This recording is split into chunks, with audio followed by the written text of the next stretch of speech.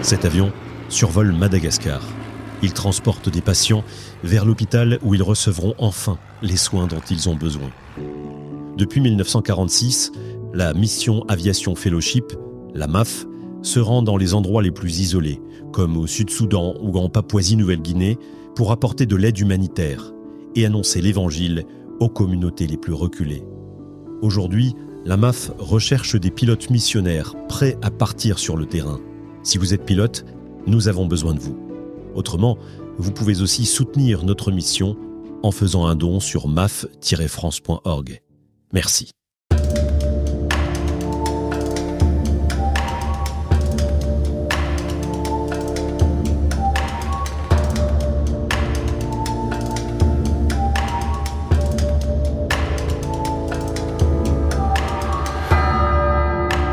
Bienvenue dans Il était une fois la Bible, le podcast qui vous raconte l'épopée passionnante de la Bible. Épisode 4, le premier récit de la création en 7 jours. Nous avons vu la dernière fois les 2 premiers versets de Genèse chapitre 1. Et nous avons vu à quel point chaque détail comptait et rien n'était laissé au hasard. Vous allez voir que de la même façon, Dieu ne laisse rien au hasard dans sa création.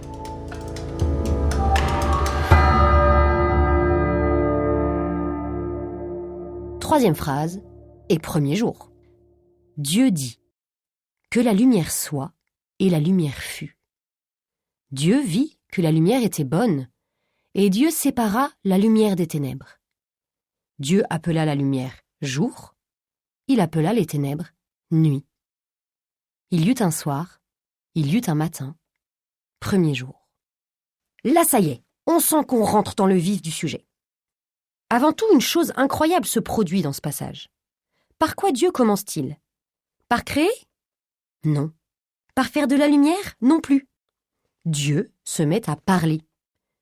La première réponse au tohu-bohu, ce n'est pas la lumière, c'est la parole. Ou plutôt, parole et lumière représentent la même chose. En effet, cette lumière n'est pas celle qui éclaire, la lumière par exemple qui apparaîtra au 4e jour avec le soleil et la lune. Pourquoi parfois dans les BD, on met une petite ampoule au-dessus des personnages ? C'est pour dire que le personnage a une idée, qu'il a compris quelque chose. De la même façon, la lumière du jour 1 est une façon de symboliser que Dieu crée un monde que l'on peut comprendre. Quel cadeau de pouvoir comprendre le fonctionnement du monde dans lequel nous vivons. Dieu veut pouvoir communiquer aussi avec nous, car il est père et un père veut pouvoir parler avec son enfant. On voit aussi que Dieu crée par la parole. Il est le seul à pouvoir faire ça. Ce que Dieu crée, cette lumière, est bon. Ça se dit tov en hébreu. C'est, comme nous l'avons vu, la nouvelle stupéfiante du texte. Le monde n'est pas le résultat de la violence, de la lutte de Dieu entre eux. Il est le résultat du projet amoureux de Dieu qui veut créer du bon, du tov. Il faut observer avec attention ce que Dieu fait, car cela sera sa méthode tout au long des 7 jours de la création. Et donc cette méthode, quelle est-elle ? Il sépare. Cela nous montre que son projet est un projet d'ordre. La création se caractérise par le fait que tout n'est pas mélangé. Un arbre n'est pas une fleur, le jour n'est pas la nuit. C'est ça qui est beau et qui est bien. Et ce n'est pas parce que les choses sont différentes qu'elles sont pour autant ennemies. Au contraire, elles se mettent en valeur l'une l'autre. C'est d'ailleurs la grande différence entre la bonne différence où on distingue 2 choses et la mauvaise différence où on oppose 2 choses, ce qui risque de mener à la destruction de l'une par l'autre. C'est donc bien d'être différent. Il faut juste qu'il n'y en ait pas une qui prenne toute la place et qui détruise l'autre. C'est magnifique de remarquer que Dieu ne détruit rien, même pas les ténèbres. Il se contente juste de les mettre à leur place. Ce premier jour est le jour modèle. D'ailleurs, en hébreu, il n'est pas écrit premier jour, mais jour 1. Comme si tout avait été créé lors d'un jour unique et que les jours suivants avaient juste servi à puiser dans le jour 1 et à découvrir tout ce qui était. Mais pourquoi Dieu crée-t-il en plusieurs jours ? Il aurait pu tout créer d'un coup. Ce que ce récit veut dire, c'est que Dieu a créé le monde progressivement, dans le temps, pour se mettre à notre rythme. Il ne s'agit pas ici de jours de 24 heures, mais de différentes étapes. En fait, le récit veut même dire que Dieu a créé le temps. Remarquons aussi que dans le texte, le jour commence par le soir et se termine en fin d'après-midi. On part de la nuit pour aller vers la lumière. On arrive au 2e jour. Et Dieu dit qu'il y ait un firmament au milieu des eaux et qu'il sépare les eaux. Dieu fit le firmament. Il sépara les eaux qui sont au-dessous du firmament et les eaux qui sont au-dessus, et ce fut ainsi. Dieu appela le firmament ciel. Il y eut un soir, il y eut un matin, 2e jour. Alors là, on le voit bien, Dieu continue à séparer. Au départ, il y a de l'eau partout. Dieu va en quelque sorte couper les eaux en deux dans le sens de la longueur, de façon à ce qu'il y ait l'eau qui tombe du ciel et l'eau de la mer et des rivières. En faisant cela, il crée un espace qui va être très utile. Le firmament, il est représenté comme une sorte de passoire renversée, une demi-sphère dure qui reposerait sur le reste et qui empêcherait que les eaux du ciel nous tombent sur la tête. Cela correspond à la façon dont les hommes, d'ailleurs, se représentaient la planète à cette époque. On passe au 3e jour. Et Dieu dit : les eaux qui sont au-dessous du ciel, qu'elles se rassemblent en un seul lieu, et que paraisse la terre ferme. Et ce fut ainsi. Dieu appela la terre ferme terre, et il appela la masse des eaux mer. Et Dieu vit que cela était bon. Et Dieu continue en fait à séparer. De façon très drôle, le texte appelle la terre avec un mot qui veut dire sec. Or, pour les hommes de l'époque, la terre était considérée comme une déesse. C'est comme si on disait à quelqu'un qui a toujours cru qu'il y avait un tigre féroce dans son salon, mais non, c'est juste un tapis en fait, un pot de tigre. Donc voilà, c'est vraiment une façon de minimiser, de dédiviniser la terre. Je reprends la lecture. Dieu dit que la terre produise les plantes. Et ce fut ainsi. La terre produisit les plantes, et Dieu vit que cela était bon. Il y eut un soir, il y eut un matin, 3e jour. On remarque que Dieu commence déjà à laisser à la création une certaine autonomie. Par exemple, la capacité à se reproduire elle-même. La création est un appel à la vie. Les plantes, les animaux, l'être humain. Ça y est, on a maintenant un espace vivable. La maison est prête. Dieu va pouvoir y installer les habitants. Et cela commence au 4e jour. Écoutez. Et Dieu dit qu'il y ait des luminaires au firmament du ciel pour séparer le jour de la nuit. Dieu fit les 2 grands luminaires, le plus grand pour commander au jour, le plus petit pour commander à la nuit. Il fit aussi les étoiles. Dieu les plaça au firmament du ciel pour séparer la lumière et les ténèbres, et Dieu vit que cela était bon. Il y eut un soir, il y eut un matin, 4e jour. Qui sont les premiers habitants de la lumière ? Eh bien, ce sont les luminaires. Donc c'est toujours avec une sorte de sens de l'humour. L'auteur est en train de nous expliquer que le soleil et la lune, qui étaient à l'époque vénérés comme des dieux, ne sont au final que des lampadaires dans la création. On arrive au 5e jour.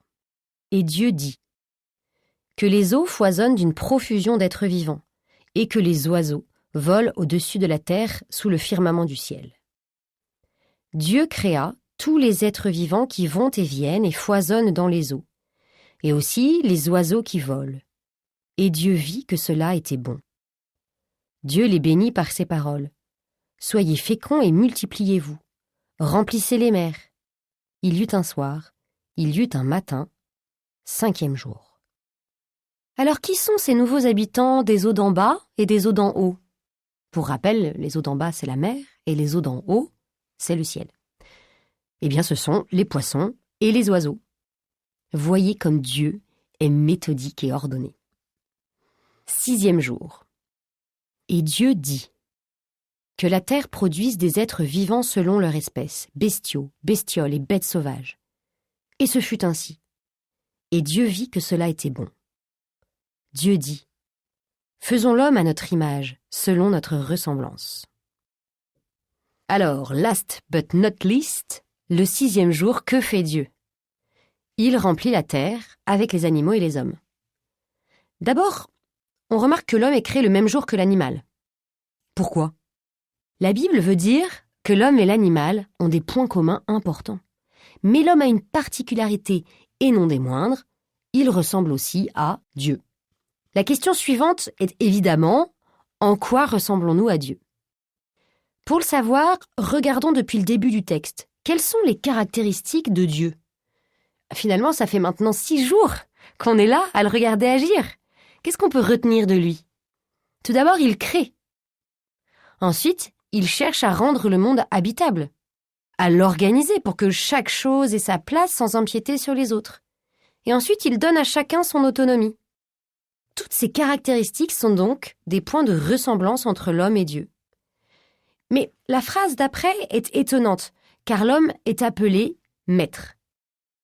Il est écrit qu'il soit le maître des poissons, de la mer, des oiseaux du ciel, des bestiaux, de toutes les bêtes sauvages et de toutes les bestioles qui vont et viennent sur la terre.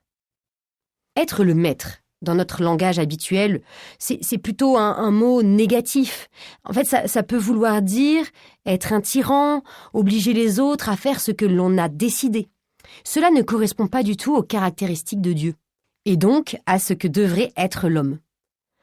Donc cela veut dire que le mot « maître » ici n'a pas le sens de tyran. Un tyran, c'est quelqu'un qui fait ce qu'il veut de ce qui lui est donné. Il veut dire au contraire se mettre au service de la création qui lui est confiée. C'est comme si le texte nous disait « la seule vraie façon d'être maître, c'est d'être un serviteur ». C'est très beau de voir que Dieu passe la main, en quelque sorte. Il n'a pas fait la création pour la garder jalousement, il l'a faite pour la donner. Il est écrit ensuite « Dieu créa l'homme à son image. À l'image de Dieu, il le créa. Il les créa, hommes et femmes. » À l'image de Dieu. Waouh! Dans chaque homme, il y a l'image de Dieu, une part de divinité. C'est pour cela que dès qu'on touche à l'homme, on touche à Dieu. C'est aussi pour ça que si on veut savoir qui est Dieu, on peut trouver un indice en regardant notre voisin. Mais au fait, Dieu n'a pas créé l'homme exactement comme il avait dit. Qu'avait-il dit en effet ? Il avait dit « Faisons l'homme à notre image, selon notre ressemblance ».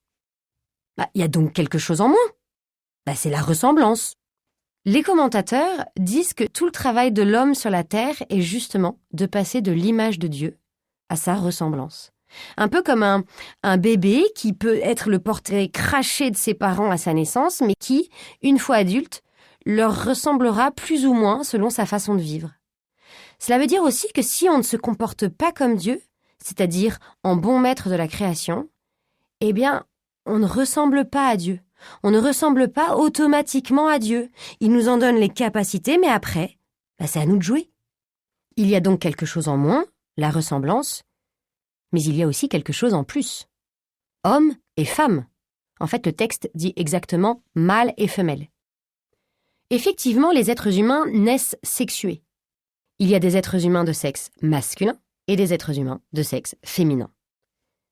Dieu dit encore « Je vous donne toute plante qui porte sa semence sur toute la surface de la terre, et tout arbre dont le fruit porte sa semence. Telle sera votre nourriture. À tous les animaux de la terre, à tous les oiseaux du ciel, à tout ce qui va et vient sur la terre et qui a souffle de vie, je donne comme nourriture toute herbe verte. » Et ce fut ainsi. Et donc pour finir, Dieu, qui veille très concrètement, depuis le début d'ailleurs, à ce que nous puissions vivre dans de bonnes conditions, nous donne de quoi manger. Il nous donne les plantes et les arbres. Et qu'est-ce qu'il donne à manger aux animaux ? Eh bien, il donne l'herbe verte.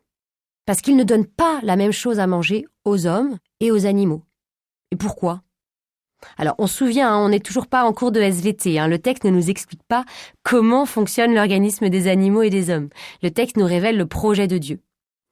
Et donc, Dieu, en donnant des nourritures différentes, eh bien, il cherche à éviter les disputes. Les animaux mangent l'herbe, les hommes les fruits. Donc, il n'y a pas de concurrence. Dieu veut que tout le monde s'entende bien dans sa création.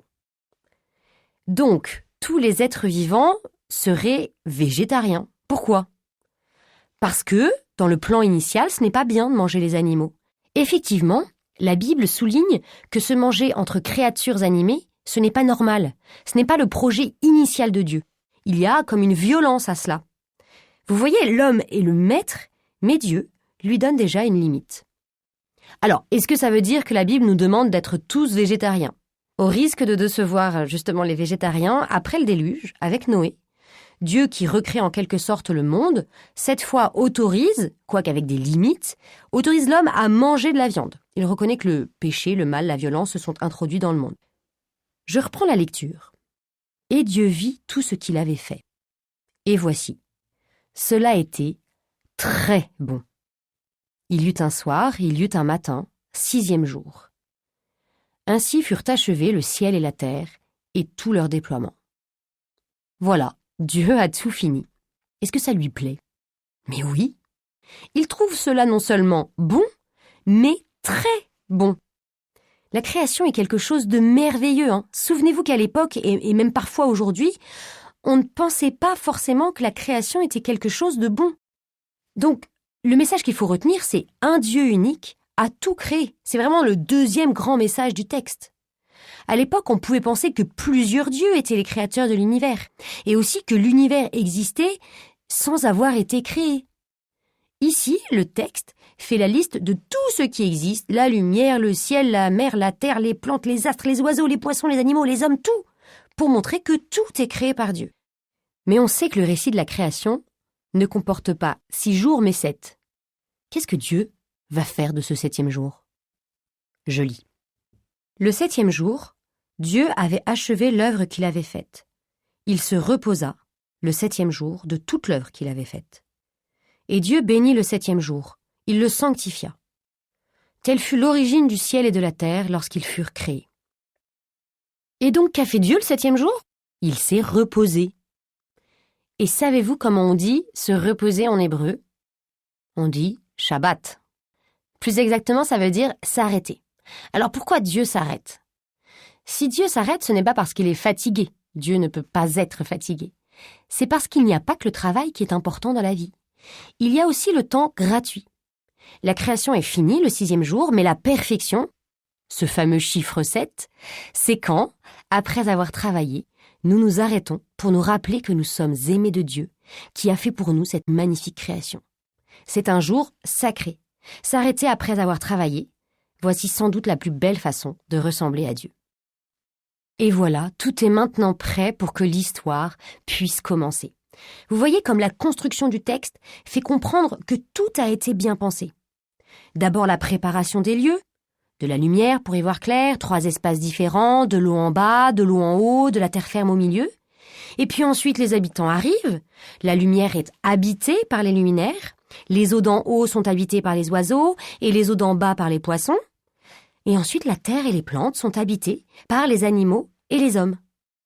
Donc le tohu-bohu est remplacé par le Shabbat, c'est-à-dire 2 sortes de rien différents. Un mauvais rien qui est en désordre et un bon rien parce que c'est le Shabbat et qu'on se repose.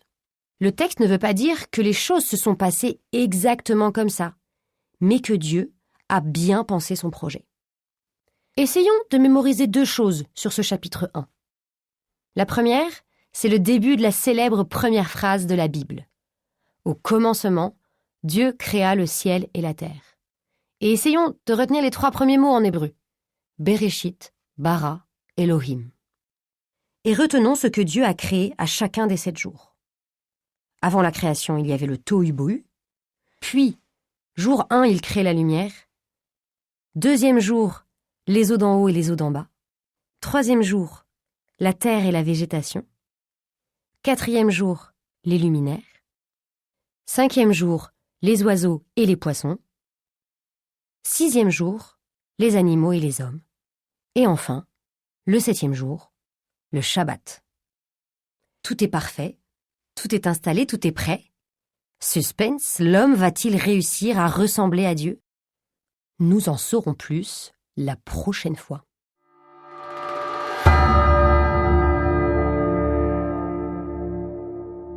Merci d'avoir écouté cet épisode jusqu'au bout.